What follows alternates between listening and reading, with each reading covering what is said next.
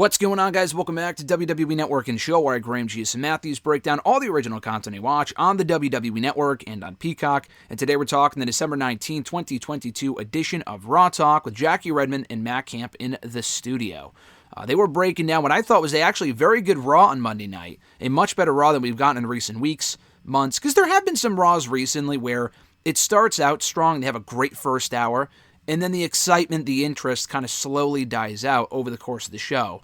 I thought this week's show, well, far from like the greatest Raw of all time, and maybe it was because I did not watch live this week for the first time in a while. I watched on delay today because I couldn't watch it last night.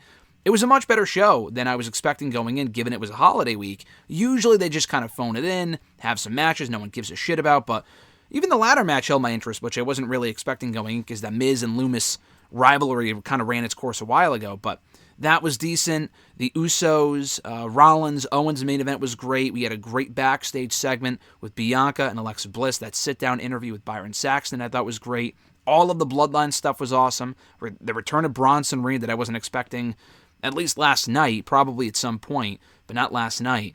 That was great too. So overall, I really liked the show. It was a much better show than I thought it would be going in. You know, Becky and Bayley also having a good match. I missed the show thinking, I would have watched it anyway, but, you know, I had other stuff going on thinking, I'm not going to really miss much. Raw hasn't been overly great lately anyway, and then it ends up being the best Raw in quite some time, so good stuff last night. They open up Raw Talk running down the biggest headlines from the show, including all the Bloodline chaos over the course of the night. Kathy Kelly caught up with Elias backstage. Elias was one of the victims of the Bloodline beatdown backstage. He was taken out by Solo Sikoa and his own guitar. Kathy Kelly says, "How are you doing, Elias? And more importantly, how's your guitar?" Elias was very offended by Kathy's question, asking about his guitar before his own well-being. But he said he's going to come swinging, I guess pun intended, for the Bloodline next week, and that his brother is still in the hospital. It's a sensitive time right now. When Kathy asks, "What hospital is your brother in anyway?" he goes, I can't give that information out there, which, to be fair, even if Elias did indeed have a brother, Ezekiel, that was in the hospital, why the fuck would you give that away on a big show? I mean, Raw Talk's not a big show, but why would you give that out there to the public so they can go visit him? Obviously, Ezekiel doesn't exist, but listen, if he did, I don't blame Elias for not giving away the name of the hospital. A very dumb question there from Kathy, who I do like. But this was entertaining, though, and it was interesting. He said, I'll come swinging for the Bloodline next week. There is no Raw next week, by the way. There's no Raw Talk next week. I don't think, anyway. There's no Raw itself. I mean, there is a Raw, but it's a best of 2022 Raw show. So I will not be watching next week. I'll probably be at Madison Square Garden for the house show they're doing anyway. So it's a great time to miss Raw because I'm not going to be able to watch it live regardless. So anyway, back in the studio, they recap the Becky Lynch-Bayley match from Raw, which was actually quite good. Bayley won via nefarious means. Kathy Kelly caught up with, I think it was either Kathy or Byron, they caught up with Bayley in Damage Control backstage. She said that Damage Control ended 2022 on top with that win, and they plan to celebrate, and that was about it.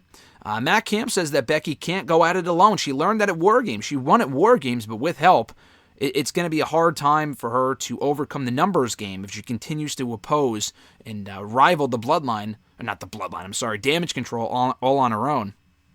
They also replay the AJ Styles Sami Zayn match, which was quite good. That was interrupted and ruined by Solo Sikoa, who helped Sami Zayn pick up the victory. They recap the Usos' loss in the tag team main event to Kevin Owens and Rollins, which was quite good. Matt Camp says that Owens proved with that win that Raw is indeed his show. Speaking of Owens, they promote the John Cena-Kevin Owens tag team match against Roman Reigns and Sami Zayn for SmackDown next Friday, which is a pretty big deal. They talk about the backstage interview and attack from Alexa on Bianca, and Matt Camp says that Bianca will have a real test on her hand come the first Raw of 2022 when she takes on Alexa Bliss for the Raw Women's Championship and defense against Bliss. They promote the match, obviously. They also replay the finish to the Dexter Loomis-Miz ladder match, the winner-take-all ladder match that saw Miz emerge victorious with help from Bronson Reed. And Matt Camp quickly praises Bronson Reed. Jackie Redmond has no idea who he is. I mean, he was in NXT, obviously, and I'll say this quickly, in that he arrived on Raw last night. It was his first ever appearance on Raw. Before he got fired last year, he was only ever on NXT. And even in NXT, yeah, he was a former North American champion of like a month or two, but he wasn't even a big star in NXT. He was a notable part of the roster towards the end there, but even beyond that, it wasn't like he was fucking Adam Cole or Johnny Gargano. So people expecting a big reaction for Bronson, or people surprised that he got no reaction. No shit. Yeah, he was in Impact the last year. He was in New Japan. How many of the people that actually attend Raw watch that shit? Probably not a lot of people, especially if he's not a big star in either promotion. So people complaining, oh, of course you got no reaction. No fucking shit, he got no reaction. A lot of the people that Triple H has brought back had no exposure on the main roster and are not going to get a big reaction. But anyway, I'm very happy to see Bronson Reed back. I think it's a great pickup for WWE. And in the right role, I think he can be useful and make an impact, like Cam said. So I'm happy that he's back. They also recapped the Profits Judgment Day match and the Profits picking up the win over Judgment Day, as well as Rhea Ripley beating Akira Tozawa, which I really enjoyed. There were a few messy moments in the middle, but overall it was a very fun outing. Backstage, Byron Saxton catches up with Judgment Day, coming off their loss to the Profits, but also coming off Rhea's win over Tozawa. They ignored the loss to the Profits. They kind of brushed past that question from Byron. Instead, they plugged their new Happy Holiday shirt, Judgment Day themed Christmas shirt. And Damian says that, because Byron says, oh, where can I get one of those? And Damian Priest makes the comment, well, Santa doesn't like you, Saxton, so you're probably not going to get one.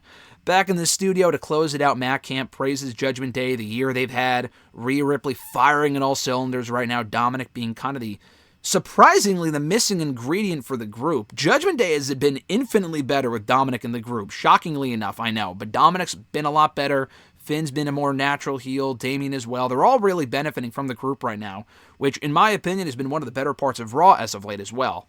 So I agree with Camp on that one. They also plugged Titus O'Neil and Drew Gulak for the last live bump of the year on Wednesday. So pretty straightforward stuff here on Raw Talk. Very likely the final Raw Talk of the year. Jackie said, oh, Happy New Year, even though I'll see you guys before then or whatever. And then I'm thinking, I mean, probably not. I looked on the WWE.com Peacock upload schedule for this week. There is no SmackDown Lowdown, which I wasn't sure if there would be, which I'm glad there's not. SmackDown was taped a couple days ago after SmackDown this past Friday, which I figured they would. There is a SmackDown on Friday, but I'm not shocked there's no SmackDown Lowdown because it would be airing on Christmas Eve. So I'm glad they're not doing that. I don't think there would be a Raw Talk next week. If there's no real Raw to talk about, then I'm not really sure why they would have a Raw Talk, so I don't think they're doing that. And then the next time they would do like a studio show would be SmackDown Lowdown for the December 30th show, which they might. They could do one on New Year's Eve talking about that SmackDown, but again, it falls on a holiday, so I'm not sure if they'll do one then either. This might be the last Raw Talk / SmackDown Lowdown show they do for at least another 2 weeks.